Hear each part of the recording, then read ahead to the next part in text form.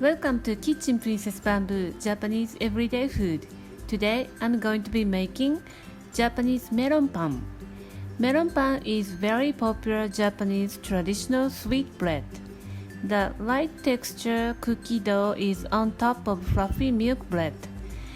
The edges of the cookie crust is so crispy and make this bread so special. Actually, melon pan has nothing to do with melon. The criss-cross pattern of the surface looks like a melon, just like that. In Kansai region, include Osaka, sometimes it is called sunrise because it looks like sunshine as well. If you have ever come to Japan, you would realize how much we love bread. There are so many of fancy bakeries everywhere. This is my first Japanese bread making video. I don't know why it took so long. I've been teaching baking for more than 15 years.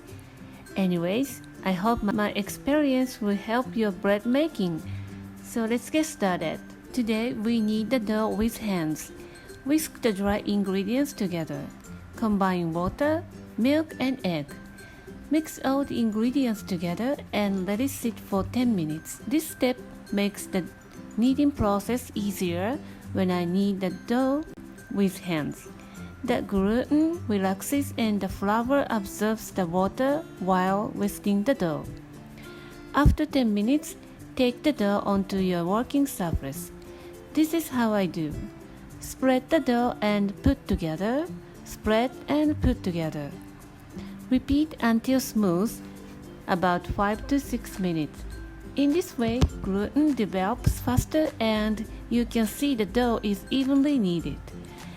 I don't smash my dough because it is noisy and not elegant at all. Open your feet like this, draw your nipples in, use your arms as if pushing from the back, relax your shoulders. It's a good workout for your full body. And this is how I check the dough is nicely done.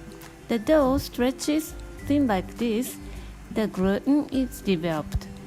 Now it's the time to add butter. Spread the dough and add room temperature butter. Rub it with the dough and start kneading. The dough will separate first, but it comes together sooner or later. It will take about 2 to 3 minutes. The reason why we add butter after is butter prevents from developing gluten. If the gluten is not developed, the bread would not rise and is not moist at all.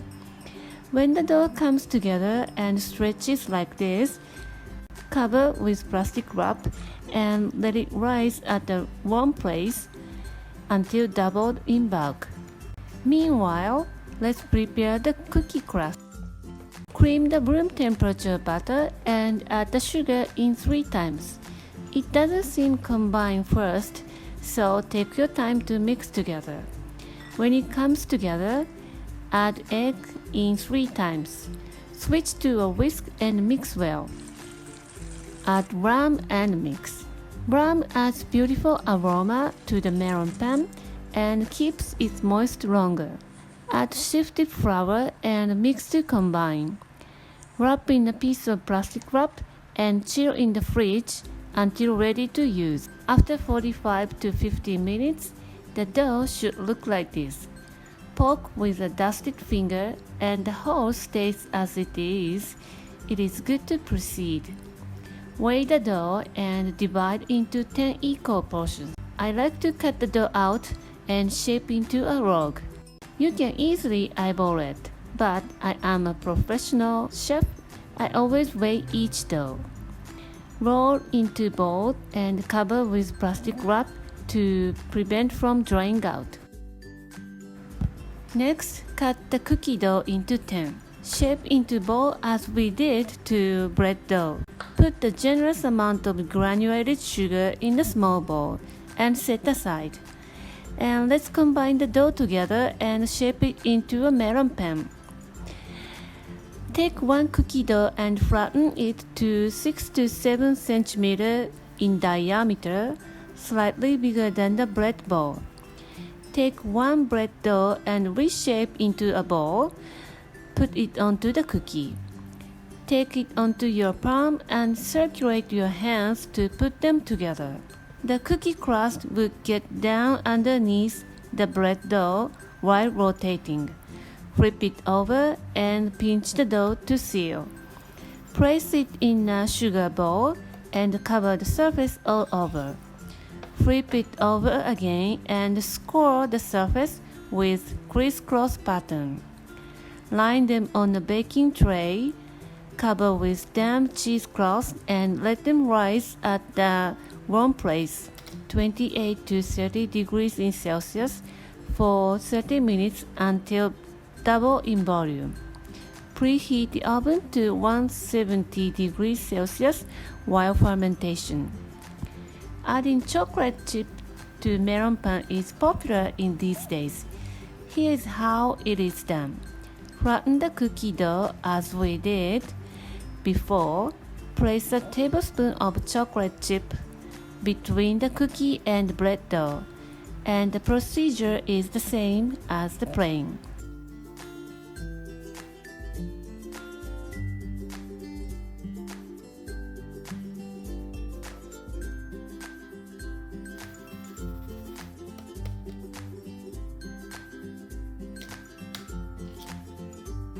Pop into the oven after the fermentation and bake for 13 to 15 minutes or until crispy on the outside and smells good.